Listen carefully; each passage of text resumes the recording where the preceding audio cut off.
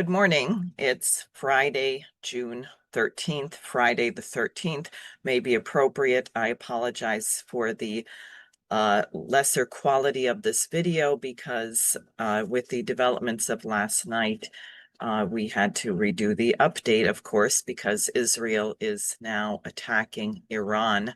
And I'm going to share with you some of the statements from that and then say a little bit about the effect this will have on the Trump presidency and whether Trump is going to be able to be a trusted partner in negotiations to end the Ukraine-Russia war, or work with Xi Jinping or anything else. This, as I said in various social media statements yesterday, the United States is being induced by the British Empire to destroy itself.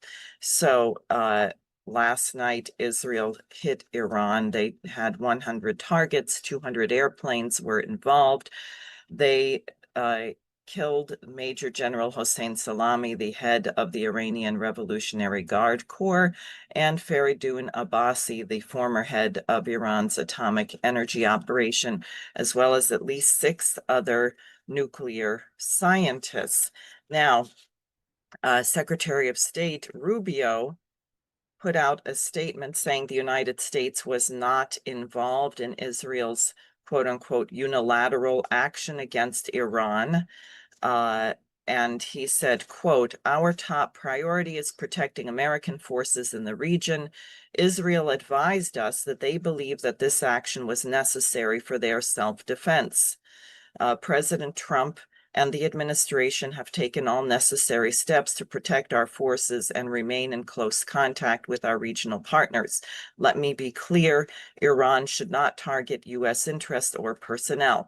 Well, Iran may not do that because they would hope to not have a war directly with the United States, but it's obvious the United States was informed, and it's also obvious that President Trump could have prevented Israel from doing this with threats of cutting off all aid, which he has not been willing to do.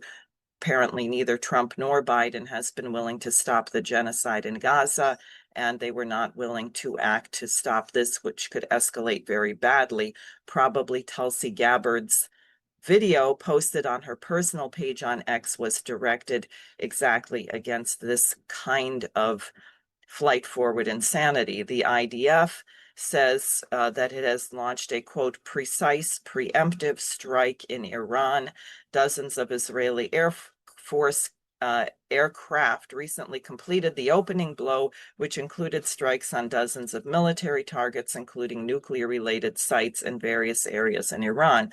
And then Bibi Netanyahu, who really would hope that he could induce Iran to strike American targets because he wants the United States involved in this war, put out a statement saying that he thanks President Trump for his steadfast stance. Time and time again, he made it clear Iran must never be allowed to obtain nuclear weapons. I thank him for his consistent support of our country throughout all the years of his presidency, unquote. That's Netanyahu.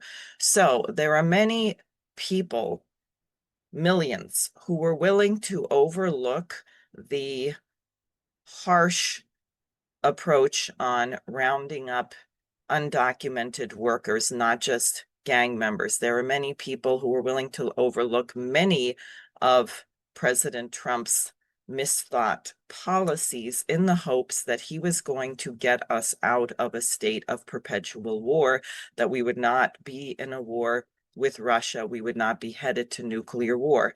What has now occurred is very likely to undermine all of that, the goodwill, the hope that millions of Americans had that this presidency would put an end to perpetual war. If you look at the recent statements from not only Tulsi Gabbard, who is President Trump's Director of National Intelligence, warning about nuclear war, but Marjorie Taylor Greene, who has been very explicit, Tucker Carlson, this is going to do great damage to President Trump's presidency. This would be the aim of the British Empire on the 250th anniversary of the founding of our republic.